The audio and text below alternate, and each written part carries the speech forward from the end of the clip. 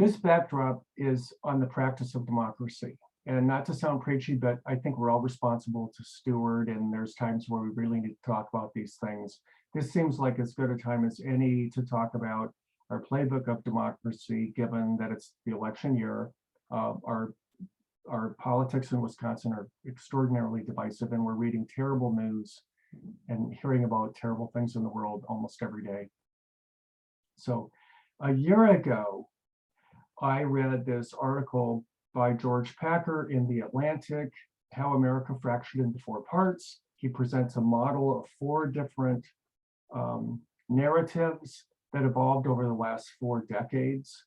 And I really like the way he bases and explains these in that history. And he believes that America evolved in this way because of our failure as a country to build on the fantastic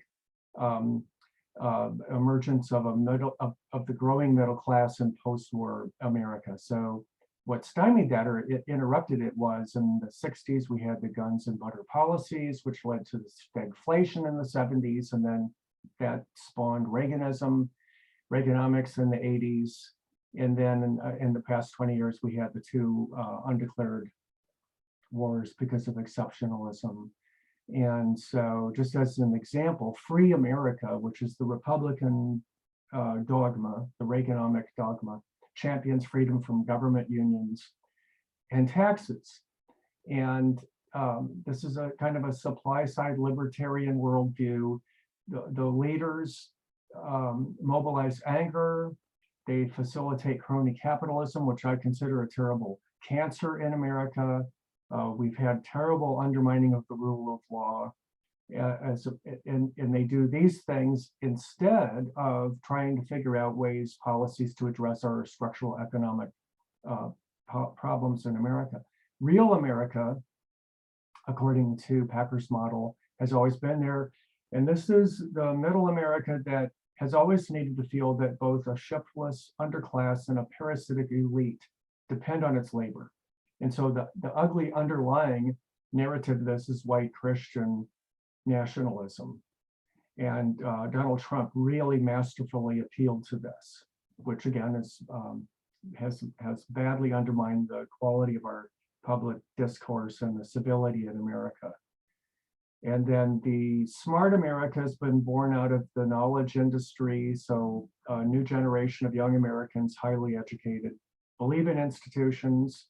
They don't necessarily identify with the need for a national identity. They don't really appreciate how important it is to other people. My belief is that wealthy America across the board doesn't really see a need for a strong growing middle class because they don't really depend upon it for their own personal economic interests because of the global economy, and that's a real structural problem in America. And then finally, just America, dominated by younger people who really don't believe that the promise of America can never be realized, and that the institutions are flawed, and that there seems to be a real element of the rhetoric that's attackful, hopeless. And so each of these narratives defines grievances, valid concerns. I think it's very, very insightful, informative, explanatory, and also very encouraging, because I believe to the extent that we could all know about this model, it's only a model, but it's a good one, I think. And if we could really talk about it, you could sit down with almost anyone and have the proverbial beer, because we have common ground here. And I love the question, is reconciliation possible? And I think it is. In fact, we can look at public polls. Here's one from Pew Research Center from a few years ago. This is a list of responsibilities of citizenship, and to across the board, across these different narratives, Americans believe very strongly, or somewhat strongly, in the importance of all of these essential responsibilities of citizenship, that they're essential. So there's common ground right there. It's the responsibilities of citizenship. So this is like the playbook of citizenship, of running our experiment that we're all responsible to do. And so Wisconsin has a wonderful example of how important it can be to run a playbook really well. And you won't be able to see this, but here I can make it kind of appear. This is a Super Bowl II playbook. My uncle got this for me. He went to the first two Super Bowls. And on the cover, it says, defense is hitting. It will take an all-out performance to win this trophy the second time. And then they did. So the Packers of that era had a simple playbook. Their strategy was to run every play as perfectly as they could. They knew they couldn't do it perfectly, but they worked really hard together, and then they were able to prevail, and that was their approach all through the 60s. Their bread and butter play was the power sweep. Vince Lombardi once famously lectured for 7 hours on the power sweep. And they knew if they ran that play really well, that they were going to get yardage and it would succeed.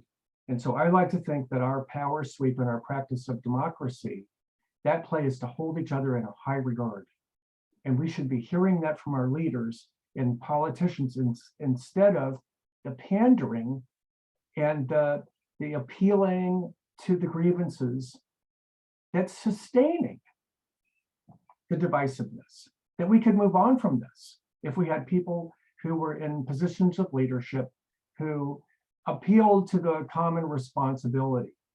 And that's what we should be hearing from them. If you have a high regard for people, we want everyone to know what's going on so that all together we'll make the best decisions together, because we would.